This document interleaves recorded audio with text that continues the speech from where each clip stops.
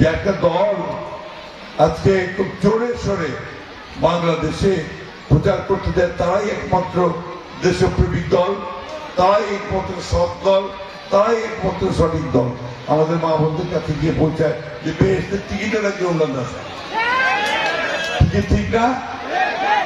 যাচ্ছে তো নাকি যায়। তো বেহেশতের টিকিটটা একমাত্র আল্লাহ তাআলা ছাড়া, নবী ছাড়া কারো দিতে পারে না। আমি যদি ঠিক মতো ইসলাম ধর্ম পালন করি তাহলেই আমি বেহেশতে যাওয়ার চিন্তা করতে পারি। নেওয়া না আমার ইচ্ছা তো আল্লাহ, ঠিক না? এগুলো যারা করতেছে এই দুনিয়াতে, এই জীবনে, এরা কিন্তু ইসলামের অপব্যাখ্যা দিচ্ছে, আমার ধর্মের অপব্যাখ্যা দিচ্ছে, ঠিক কিনা বলেন? বন্ধুগণ, আমরা এগুলোতে বিশ্বাস করি না। আমরা মনে করি যে আমার কর্মেই হবে আমার বেহেশত, আমার কাজের মধ্য দিয়ে আমি বেহেশতে যাবো অথবা যাবো, তাই না? আমি ভালো করে মানুষকে ভালোবাসি, আমি যে 5 ওয়াক্তের নামাজ পড়ি, আমি যে রোজা রাখি, মিথ্যা কথা না বলি, সুদ না খাই, তাহলে আমার বেহেশতে যাওয়ার একটা পথ তৈরি হবে, ঠিক তো নাকি?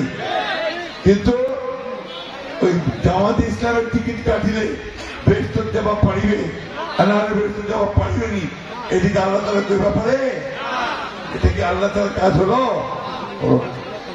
আমি এখানে বলছি যে যারা এই সমস্ত মুনাফিকি করে তাদের কাছ থেকে আমাদেরকে সাবধান থাকতে হবে। এটা ইসলাম ধর্ম নয়। ইসলাম ধর্ম যে আমি বললাম সেটা একটি ইসলাম ধর্ম।